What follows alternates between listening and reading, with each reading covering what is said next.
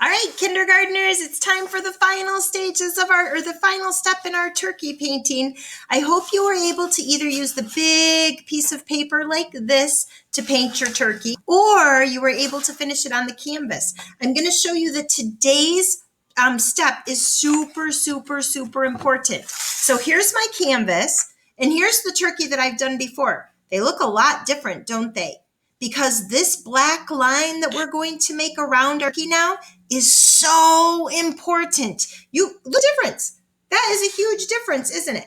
And I'm going to show you. I'll do half of this turkey and you'll see the difference. There is one thing I want to show you. I did go ahead and add a painted beak on this one, but I had to do it after the turkey dried. So right now, my turkey is totally dry, and I was able to dab on some orange paint and some red paint for the wattle. I didn't worry about the eyes because we're going to use our black marker for that. And I actually didn't even worry about the feet. I painted right over my feet. I'm going to do that with the black marker also. All right. So I have my background done. I showed you that I did my edges just in case. And then this turkey's all done too. But this one I did something different. It doesn't matter to me which way you do it. It's going to look cute no matter what. I watercolored over my marker here, and I painted my brown part of my turkey, and I did my background. And then the last step I did on my watercolored one, after it was dried, I took my black marker and I went over it. I did this last year, so you can see that I have it all done like that. Okay, then I added 2 eyes with my black marker. For my beak on the watercolored turkey, it would be really hard to put watercolor on here to make the wattle in the beak. So I went ahead and had us do the construction paper. So we added some red for the wattle and we added some orange for the beak, just a triangle for the construction paper. Okay, so if you did a watercolored turkey and you have a little bit of orange, you can do that with construction paper and a little bit of red. If you don't have construction paper, feel free to use an orange marker. That will probably work. And a red marker, and that will probably work too. I want you to notice that I did use a fat black permanent marker. And if you were at school, I would let you use a black permanent marker. And a lot of kindergartners say, ooh, my mom won't let me use a marker. I bet if you show her how serious you can do it, she'll let you use a black marker. If not, a regular watercolor Crayola marker would work. We just want to use the fat side. If we use the skinny side, I'll show you on the next one that it doesn't work as well. So go ahead and you're going to start tracing your turkey just like I am, but here's my turkey on the little paper again. Okay, so I'm going to show you first of all that if I just did a little skinny line, it doesn't show up as much, does it? That really doesn't work as well. I'm going to start by doing around the turkey, but I'm going to do the fat side. You think that you're going to ruin your painting, but you're not. Look at what a difference that makes. Oh my goodness, it just makes my turkey, I always tell my kids, it makes it pop out onto the page. I feel like it just makes it pop. And I'm going to go ahead and make my little 3 toes and my little legs. I'm just going to make them just like I did before. Remember when we made them, I said, well, we're going to do them over again. Oops, I didn't know you couldn't see that. So it won't matter. Okay, now, do you see the difference? If I just did a skinny line here, it would be really, really hard to tell. It wouldn't pop out as much. So you really, really want that dark, thick line. Kindergartners, this is the part that you have to be so serious and so, so quiet. If you're not serious and you're not quiet, this could be the part that would ruin your picture. We could fix it, but you really, really want to take your time. So do you see how I went around that feather? Oh, that looks super good. I'm going to do one right next to it skinny, and you'll see the difference that if I do it kind of skinny, kind of wavy too. Does it look as good? Nope, not as good. So I'm going to go ahead and go back over that one with my big fat marker. And a lot of times, like right there, I missed a little spot. You can just move that in and make sure it blends in real well. Do you notice how even Mrs. Ernest has to get so quiet when I do this? You could actually turn on some quiet music if you wanted while you're concentrating.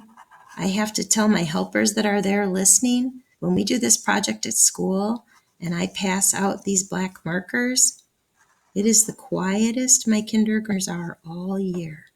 They usually are so busy concentrating that they don't even make a sound. Wow. Can you see how much better this side looks than this side? You can also see my paint brushes here. I guess I could have gone back over there, and if you wanted to go back over that before you paint or before you did the outline of the marker, you could always give it a second coat. I don't mind it too much, so I'm going to leave it, but that's up to you. Okay, before I go any further, I'm going to go ahead and I'm going to make my 2 eyes on my turkey, and I'm going to do them so carefully because I have this black marker. Look at how perfect that worked. And then for this little turkey beak, I'm still going to outline it because it's really, really important to outline everything. Just have to be super careful. The black marker is definitely the part that could ruin this hard work. And it's taken us so many days. We would not want to ruin it now. Okay, I'm going to show you a little trick I know. If I turn my board, I can now do this next feather without having to bend it. And I'm going to show you that you can just do little sections at a time. So I can just kind of do a little bit at a time and it works out just fine. Isn't that cool? I can go right up here. And I can do this one. Oh, I'm going to turn my board this way. It would be a little bit easier, but I can turn my paper and my board any way I need to turn it to get this done correctly. And I'm really, this is the part that just really brings this painting all together. It's my favorite part. It goes from a painting to a, wow, that's an awesome painting. Look at that. It's amazing the difference it makes. And when I get all done, if you want to go back to the beginning and see what I should have taken a picture of it and I didn't.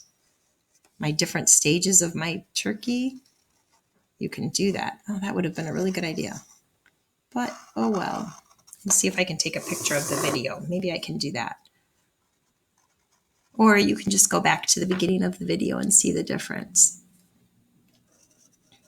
But look at the difference that makes. And I'm almost done. This is my last little section. Check it out, kindergartners. He's a pretty cute turkey. I'm very proud of myself. The last thing that you need to do is write your name in the corner. So I'm going to, I think you know how to write your name pretty good, but you don't want to do it big. You could write it in this corner. You could write it up here. You can tell on my huge paper, I wrote it up in the corner up there because I had more room, but I could have written it down there. I think I'm going to pick this spot right here for my name. Actually, I am. I'm going to go over here. The reason I'm going to go over here is because if my name gets too long, I have more room. If I started here and if I started on this side and I don't have enough room, I'm going to run out of space and I don't want to do that. So I'm going to put it over here. I'm going to start with an M. And this one, you might want to use a skinnier marker. If you look at me, I'm using the tip of the marker. I'm not using the huge fat side. Mrs. Ernest. Would you write Mrs. Ernest? No way. I didn't paint your turkey. You painted your turkey. You would write your name. And there is my finished turkey. I hope you like my turkey and I hope you liked painting turkeys with me. Make sure you take a picture of your turkey. Make sure you add it to our classroom book. I can't wait to see your turkey.